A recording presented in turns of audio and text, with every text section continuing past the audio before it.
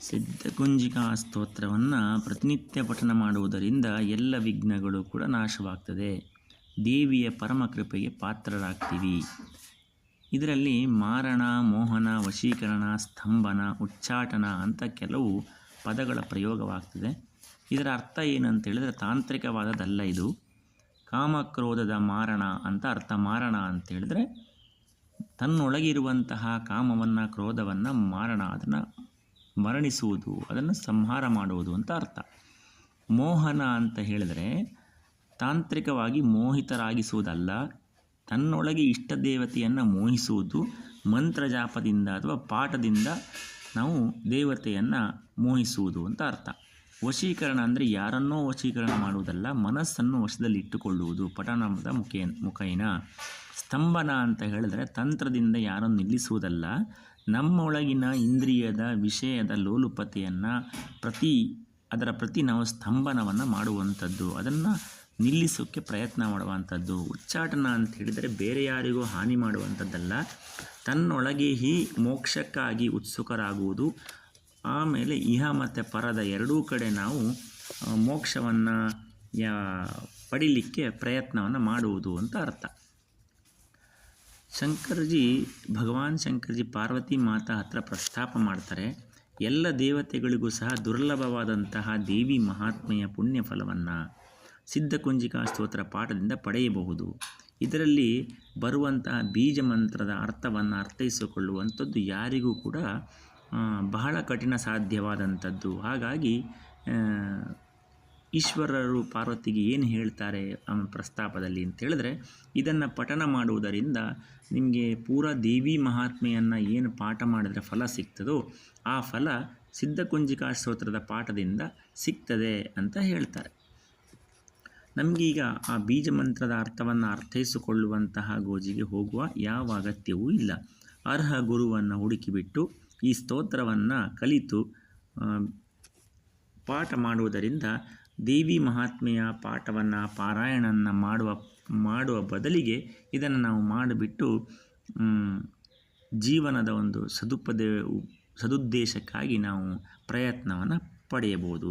ಮನಸ್ಸಿಗೆ ನೆಮ್ಮದಿ ಕೂಡ ಸಿಗ್ತದೆ, ಶಾಂತಿ ಸಿಗ್ತದೆ, ಆಯುರಾರೋಗ್ಯ ಮನಸ್ಸಿನಲ್ಲಿ, ಮನೆಯಲ್ಲಿ ಎಲ್ಲರ ಅಭಿವೃದ್ಧಿಗೆ ಇದು ಬಹಳ ಉಪಯೋಗವಾದಂಥದ್ದು. ಆದರೆ ಏನಂತ ಹೇಳಿದ್ರೆ, ಈ ಪಾಠವನ್ನು ಮಾಡಬೇಕಾದ್ರೆ ನಮಗೆ ಕೆಲವು ನಿಯಮಗಳನ್ನು ಅನುಸರಿಸಬೇಕಾಗ್ತದೆ.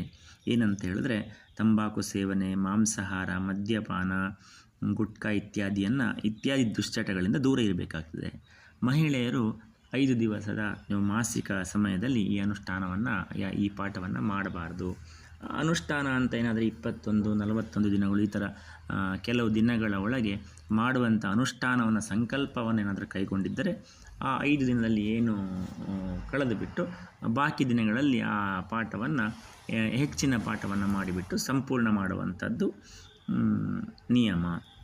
ಹಾಗೆ ಅನುಷ್ಠಾನವನ್ನು ಕೈಗೊಂಡಲ್ಲಿ ಸಂಕಲ್ಪ ಮಾಡಿ ಆಗ ಸ್ವಲ್ಪ ವಿವಾಹವಾಗಿದ್ದರೂ ಕೂಡ ಬ್ರಹ್ಮಚರ್ಯ ಪಾಲನೆಯನ್ನು ಮಾಡುವಂಥದ್ದು.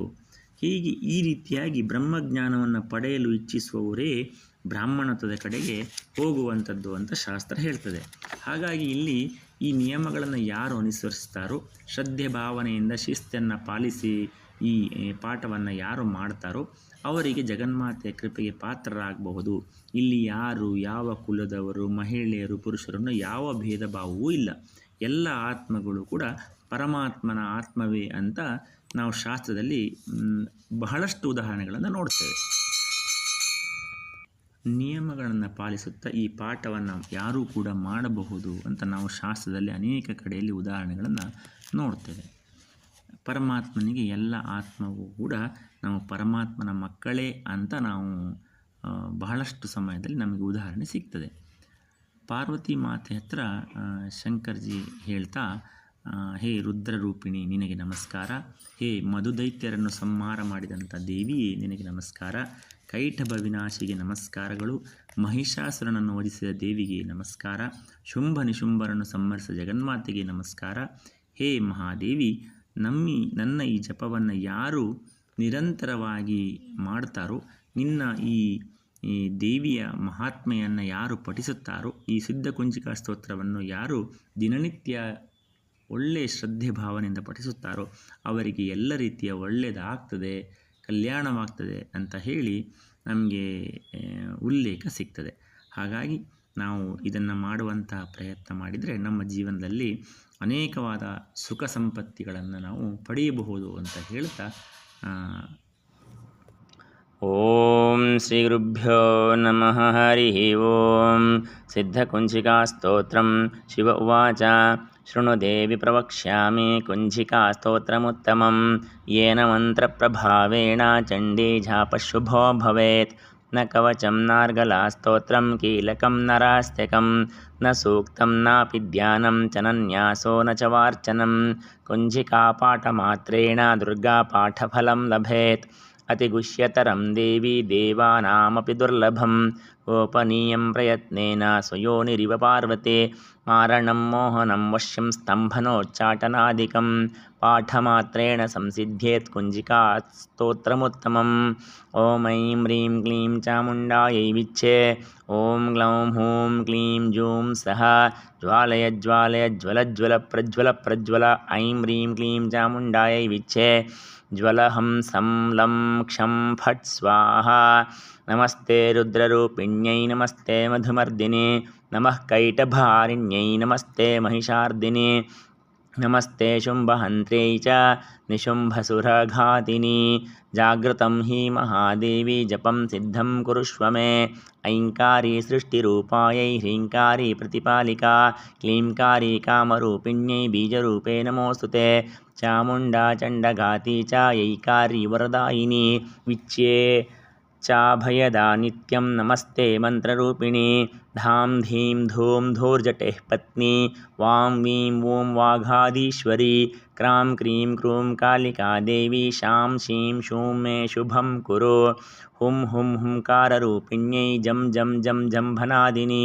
ಭ್ರಾಂ ಭ್ರೀಂ ಭ್ರೂಂ ಭೈರವಿ ಭದ್ರೇ ಭವಾನ್ಯೈ ತೇ ನಮೋ ನಮಃ. ಅಂ ಕಂ ಚಂ ಟಂ ತಂ ಪಂ ಯಂ ಶಂ ವೀಂ ದುಂ. ಐಂ ವೀಂ ಹಂ ಕ್ಷಂ.